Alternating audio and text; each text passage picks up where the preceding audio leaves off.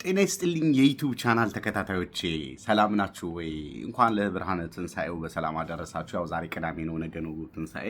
ያው ከዚሁ ቀደም ብዬ ለእናንተ መልእክት ማስተላለፍ ስላለብኝና ሁላችሁም ይህንን ቪዲዮ ለምትሰሙ ሁሉ ሼር እያደረጋችሁ እህቶቻችን እንዲደርስና እህቶቻችን በዓል በሰላም ፈገግ ብለው ያለምንም መከፋት፣ ያለምንም መሳቀቅ፣ ያለምንም መሸማቀቅ ቀኑን እንዲያሳልፉ ሁላችሁም ሼር ብታደርጉላቸው የተቀደሰ ሀሳብ ነው፣ አይከፈልበትምና ሼር አደርጉት።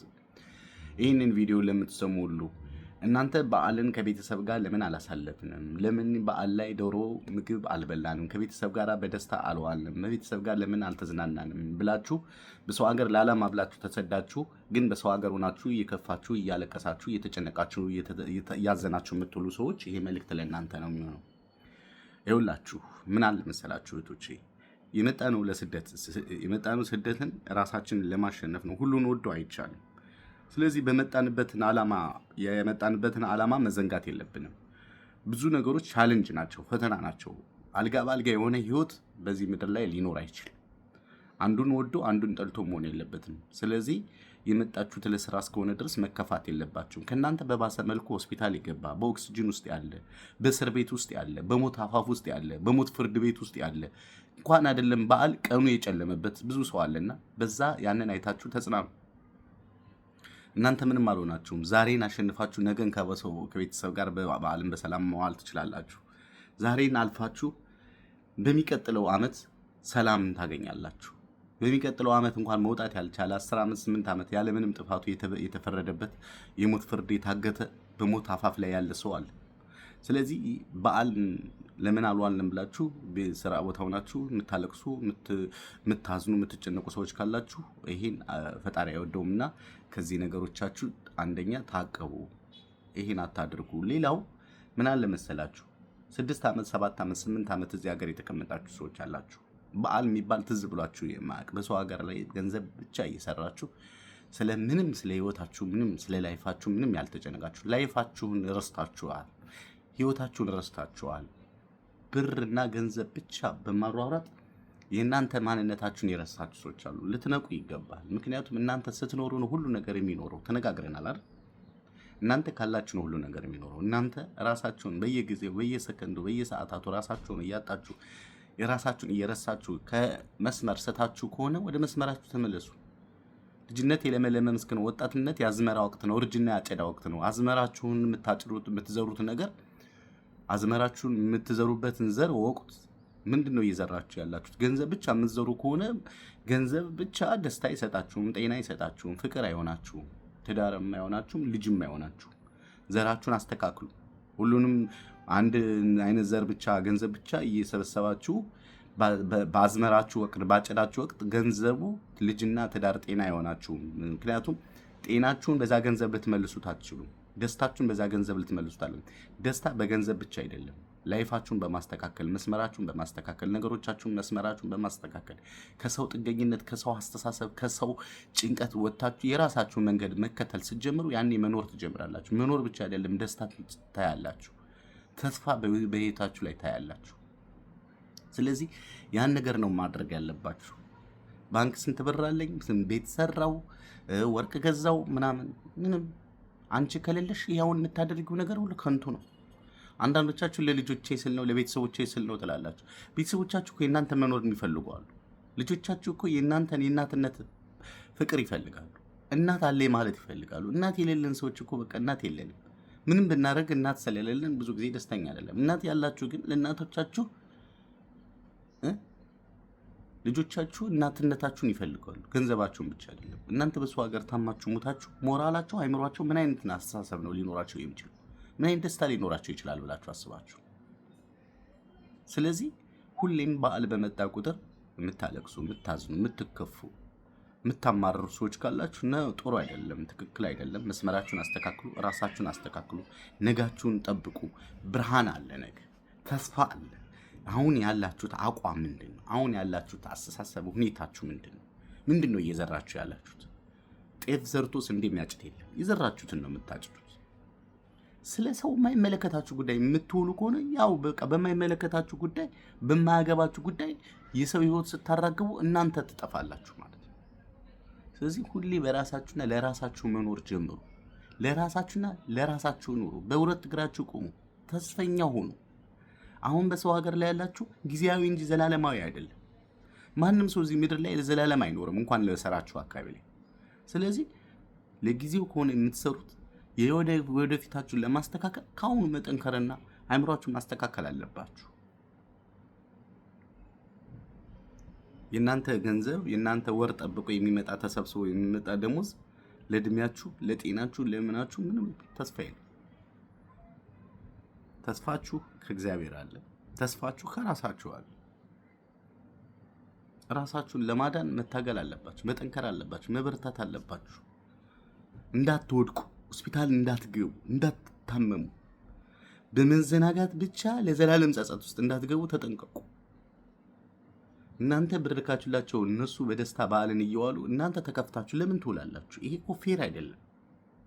ይሄ አግባብ አይደለም። እናንተ እንደ ሻማ እየቀለጣችሁ ሌላውን ለማብራት የምታደርጉት ነገር ሁሌ ሲሆን ያስጠላል። የተወሰነ ዓመት ለቤተሰብ ኖረሻል። አሁን ደግሞ ለራስሽ መኖር ጀመሪ። ምክንያቱም ለራስሽ መኖር እስካልጀመርሽ ድረስ ነገ አንቺ የምትባይ ሴት የለሽም ማለት ነው። አንተ የምትባል ወንድም የለህም ማለት ነው። የምታደርጉት ስህተት ነው ወይ ጥፋት ነው ወይ ምንድን ነው? ወዴት ነው እየወሰደኝ ያለው? ወዴት መስመር ነው እየከተተኝ ያለው? ህይወቴን እያበላሸው ነው ወይ? ነገሮችን እያመሰቃቅለው ነው?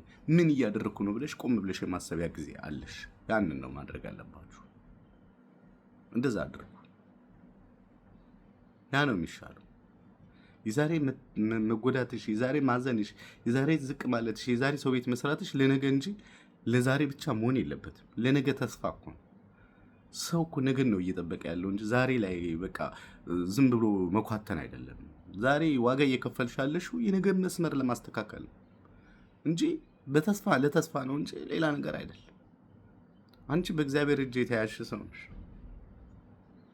አቅማችሁን አትጨርሱት። ጉልበታችሁን ዝም ብላችሁ በከንቱ አትጨርሱ። ጊዜያችሁን በከንቱ አታጥፉ። የእናንተ የሚባል የኔ የምትሉት ነገር ሊኖር ይገባል። የኔ ነገር አለ፣ ለሱ ነው የምንቀሳቀሰው ምናምን የሆነ ቦታ ደርሼ ከሱ ጋር አብሬ እኖራለሁ የሚል ተስፋ ሊኖራችሁ ይገባል። ያንን ካደረጋችሁ መኖር ትጀምራላችሁ። ያን ካደረጋችሁ ተስፋ ይኖራችሁ። ያንን ካላችሁ ደስታ ይኖራችሁ። ያን ካደረጋችሁ ፈገግ በሉ። ዛሬ ደስተኛ እንድትሆኑ ነው የምፈልገው። ነገ በዓል ጠዋት ስትነሱ ክርስቶስ ለእናንተ ሞቶ ተነስቷል። ሞትን ድል አድርጎ ተነስቷል። ከዛ ሁሉ ግርፋት፣ ከዛ ሁሉ ስቅላት፣ ከዛ ሁሉ ሞት ተነስቶ ክርስቶስ ድል አድርጎ ለእናንተ ትንሣኤውን እያሳየ ነው። ስለዚህ ያን ትንሣኤ በምን አይነት መልኩ ነው የምታሳልፉት? ፈገግ በማለት እንጂ በመከፋት በማጉረምረም አይደለም። እኔም ቤተሰቦቼ በቃ እኔ ብቻዬን እዚህ ሀገር ላይ ምናምን እያልሽ ቀንሽን አታበላሽ። አይሆንም። ፈገግ በይ፣ ደስተኛውን እግዚአብሔር ለእናንተ ያዘጋጅላችሁን አታውቁም። ነገ የበዓል ቀን ነው፣ ነገ የደስታ ቀን ነው እንጂ የሐዘን ቀን አይደለም። በሰው ሀገር ነሽ። አዎ ወደሽ ነው የመጣሽው፣ ተገደሽ ወይም ታስረሽ አይደለም የመጣሽው። ተገደው ታስረው እስር ቤት ውስጥ ያሉ እንኳን አያማርሩ። ደስ አታደርጉ። የነገን ጠንካራ ሆነሽ ከነገ ወዲያ ደግሞ ያለው ነገር የሚመጣውን አታቂ። የዛሬ ጥንካሬሽ፣ የዛሬ በርታትሽ፣ የዛሬ ጀግንነትሽ፣ የዛሬ ትልቅ ደረጃ መድረስሽ ነው ለሁሉም ነገር የሚሆነውና ያን አድርጉ። በሰው ሀገር ያላችሁ፣ በሰው ቤት ውስጥ ያላችሁ፣ እንደውም ሳይመቻችሁ ያላችሁ እህቶቼ ፈጣሪ ከእናንተ ጋር ይሁን። አይዟችሁ። መልካም የትንሣኤ በዓል፣ መልካም የትንሣኤ በዓል ብያለሁ። እኔም ራሴ ለእናንተ መልእክቴን አስተላልፌያለሁ። እኔና እናንተ ቃል የምንግባባው ነገር አለ። ነገን ማንም ሳልከፋይም ቪዲዮ የምታዩ ሁሉ ፈገግ እላለሁ፣ በደስታ ውላለሁ። ለማን አባቱ ብዬ ነው? እኔ ነገ እኮ የራሴ ነገር ሲኖረኝ ሁሉ ነገር ማድረግ የሚችል ሰው ነኝ፣ አቅም ያለ ሰው ነኝ። ዛሬ ሰው ቤት መስራቴን ብቻ አይደለም የሚል ተስፋ ሊኖራችሁ ይገባል። ቃል ትገቡልኝ ያላችሁ ነገ በጠዋቱ ተነስታችሁ ፈገግ ልትሉ ይገባል። ነገ በጠዋቱ ተነስታችሁ ልትደሰቱ ይገባል። ነገ በጠዋቱ ተነስታችሁ ነገሮቻችሁን ሁሉ ልትረሱ ይገባል። ነገም ሌላ ቀን ነው። ነገም ሌላ ቀን ነው። ይህን ነው ማሰብ ያለባችሁ። ፈገግ በሉ። የዛሬ ርዕሳችን ፈገግ በሉ ነው። ፈገግ ስትሉ ደስ ይላል። አሁን እኔ ብኮሳተር ነው ፈገግ ብል የምትፈልጉት? ፈገግ ብል ነው አይደል? ፈገግታ በዙሪያችሁ ያለውን ሁሉ ነገር ሁሉ ያስረሳል፣ ደስታ ይሰጣል፣ ፍቅር ይሰጣል። እውነቴን ነው። እግዚአብሔር ራሱ ደስ ይለዋል። አታልቅሱ። ለማን ብላችሁ ታለቅሳላችሁ? ለማን ብላችሁ ታዝናላችሁ? ማን እንዳላያችሁ፣ ማን እንዳለዛ ከችግራችሁ እንዳላወጣችሁ እግዚአብሔር ነው ከችግራችሁ የሚያወጣ። እግዚአብሔር ደግሞ ፈገግታን ይፈልጋል። ፈገግ በይ እህቴ። ደስተኛው ደስታችሁ ማየት እፈልጋለሁ። ቃል ግቡልኝ። እኔ አልከፋም።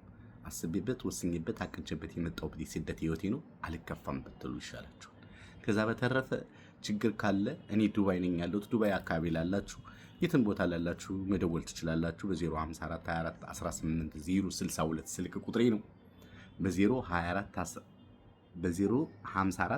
18 062 ስልክ ቁጥሬ ነው።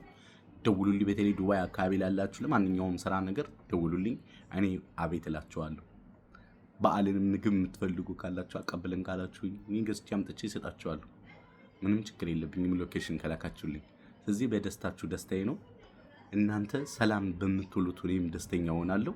ሁላችንም በሰው ሀገር ነው ያለነው። ሁላችን ብቻችንን ያለነው፣ ብቻችንን የምንኖረው። ስለዚህ ብቻችን እየኖርን አንዱ ካንዱ የሚሻለውበት ምንም ምክንያት የለውም። መልካም በዓል፣ መልካም ለቤተሰቦቻችሁ የደስታ ቀን ይሁንላችሁ። በደስታ ዋሉ። ማልቀስ የሚባል ማዘን የሚባል ነገር የለም። ቃል ገብታችሁኛል። መልካም። ይህንን ቪዲዮ ለእህትሽ በዛው በሰው ቤት ላለችው እህትሽ ሼር አድርጊላት፣ ሰምታ ትጽናና። ነገ ትንሣኤ ነው። ትንሣኤከ ለእለ አመነ፣ ትንሣኤከ ለእለ አመነ፣ ብርሃነከ ፈኖዲበነ፣ ብርሃነከ ፈኖዲበነ። ደስ አይልም? እንደዚህ ከዘመርኩላችሁ እናንተ ጨርሱት።